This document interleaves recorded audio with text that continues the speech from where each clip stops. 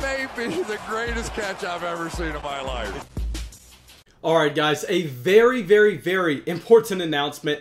If y'all do not play in a Dynasty Fantasy Football League, or at the very least, at least a Keeper Fantasy Football League, please do not subscribe to the channel. I mean, if you are planning on getting in one, you are in the perfect place. If you are going and already in one, just stay here. But if you just play redraft fantasy football, where you draft a new team every single season, and you're not keeping that team throughout the offseason, please either unsubscribe from the channel or just completely turn the video off, because this is only for players of Dynasty Fantasy Football. That's the only thing that I'm going to be discussing here. And also guys, please, if you disagree with something I say in this video, don't just go down and tell me I'm stupid. I want to hear your opinion in the YouTube comments, but I want to hear your explanation. So I'm going to be talking about some wide receivers that I think we should be selling high in Dynasty Fantasy Football. If you disagree with me, let me know why. Let me know what player as well, because your opinion is just as valuable as mine, so I want to hear it. Alright, so now let's get into it and let's talk about 5 wide receivers that I think we should be selling in Dynasty Fantasy Football. And let's start it off with a wide receiver that I love the talent. I loved him coming into the 2014 NFL Draft. Mike Evans. So yes, guys, I understand. If you are going to look at consistency, that is exactly what Mike Evans has given you ever since coming into the NFL. Non-stop 1,000-yard seasons. Really, he has not missed a beat at all. But the problem here with Mike Evans is he is not giving us that elite top-end production like we once had, and that's fine in my opinion. If you're a DJ Moore, if you're a wide receiver that's 23 years old and you're going to continue to progress in your NFL career to maybe becoming a top 5 overall option, but when you're a Mike Evans, I mean, coming out here and only averaging about 15 fantasy points a game, that is not going to cut it when you are already 27. You should be in your peak right now, and you're a low-end wide receiver too. Now, I know this is mainly due to the fact that Chris Godwin has been soaking up pretty much all of the volume in Tampa Bay when they both have been active at the same exact time. But guys, we have to understand something here. Chris Godwin is going to be on this team for a good while. And on top of that, this team really does not have an answer at quarterback for 2021. I mean, I guess you could try to predict Tom Brady being the quarterback for the Tampa Bay Buccaneers yet another season. But here, is that something you're going to be excited about? Personally, I am not. So while people still value Mike Evans as a top Dynasty Fantasy Football asset, I think that he is a wide receiver that we may look to move on from right now, understanding that his value is going to fall this offseason as people look around the Dynasty Fantasy Football landscape, look at other younger wide receivers outproducing Mike Evans, understanding that Chris Godwin is on the way up in his NFL career. Mike Evans is currently on the way down. And what I need to see if you're a wide receiver that is not going to continue to rise in value like a DJ Moore, like a CeeDee Lamb, like a Justin Jefferson, is I need to see elite production. We are completely fine holding on to the Devontae Adams, the Tyreek Hill, the DeAndre Hopkins, the Stephon Diggs, those older wide receivers that are either in their peak or a little bit beyond it. I don't care. We are not selling them. They're the ones giving us that top end production. If they're 27, 28, and they are giving us 20 fantasy points a game, we hold on to them. We win fantasy championships with them. But currently, Mike Evans is only averaging a little bit more than 4 points per game compared to the wide receiver 50. So you could go to the waiver wire. You could play some guys just based on matchups and really not have a drastically different record regardless of if Mike Evans is on your team or not. So here, I think we have to label Mike Evans as a sell. Even though I love the wide receiver talent, in terms of his fantasy production, he's not giving you that elite edge that he should be at his given age.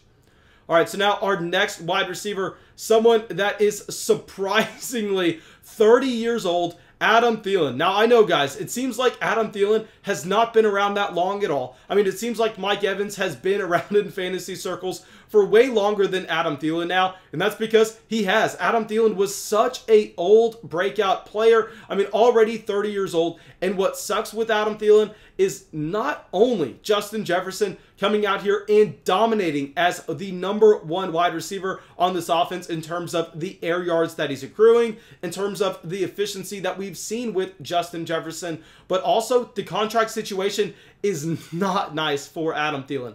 I mean, right now, after this season, if the Minnesota Vikings wanted to go out there and cut Adam Thielen, they would be saving $20 million and be only facing $5 million on the dead cap. So here, I think that's something that the Minnesota Vikings may look to do now that they have Justin Jefferson fully emerging. What's the real incentive to be paying Adam Thielen that premium price when you can go out in a great 2021 wide receiver draft class? They could go out and try to find a replacement for Adam Thielen, as they already have a wide receiver 1 on the offense. They just need a cheaper wide receiver 2.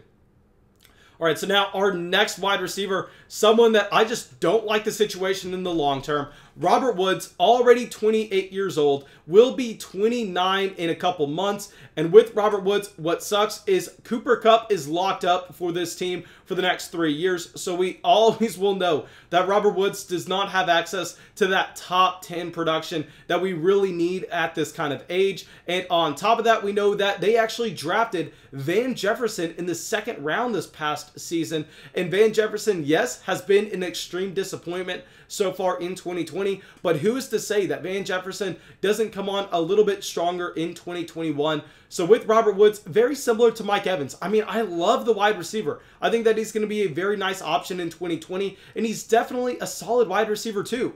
But we can go out there and at the wide receiver position, it is easy to find that type of production, or even just 3 or 4 points per game less than that off of the waiver wire, just playing matchups, or just going down to the very bottom of your bench. So Robert Woods is not giving you a significant edge in your starting lineup. On top of that, he's already past the age mark where he's only going to continue to decrease in fantasy production. So like I said, we are fine if you're 28 years old and you're Davante Adams, a Tyreek Hill, DeAndre Hopkins. I mean, someone giving us that elite ceiling. But with Robert Woods already hitting that age threshold and not necessarily giving you a drastic difference over a waiver wire wide receiver, I mean, just someone that I think if we could move him for J.K. Dobbins, if we can move him for another rookie running back struggling like a Cam Akers, I think that's something that would be a no-brainer.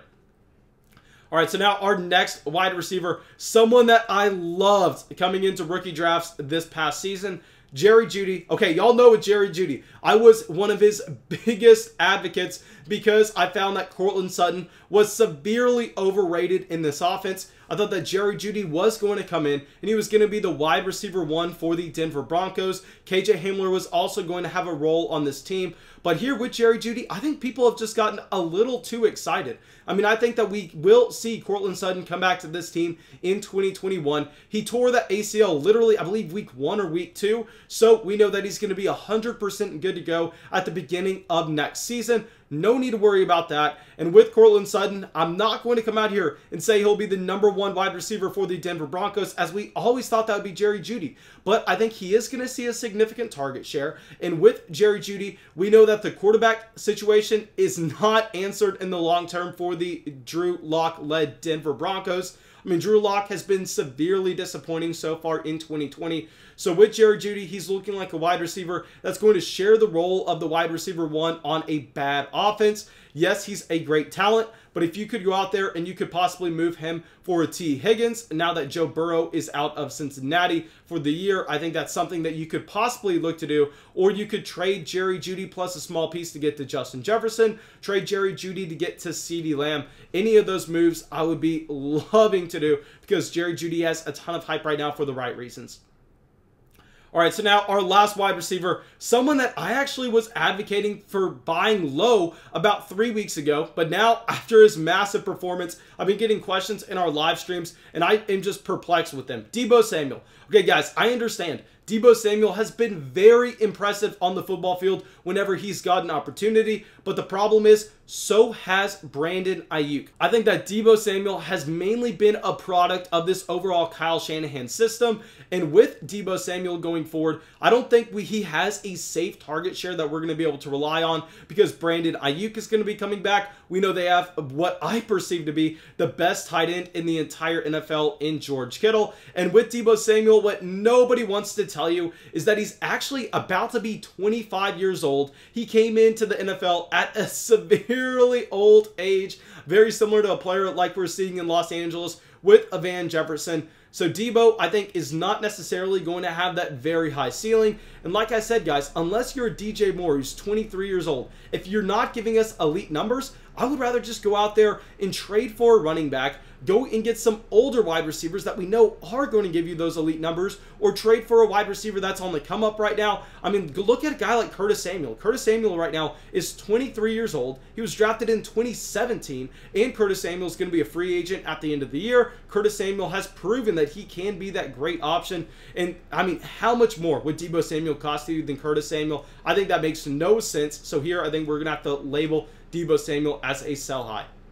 All right, now thank you guys. I really hope y'all enjoyed this video. I really hope y'all got something from it. As always, go down there, drop a like, leave a comment, subscribe to the channel. It really, really helps us out. And I hope I'll see y'all with the video tomorrow.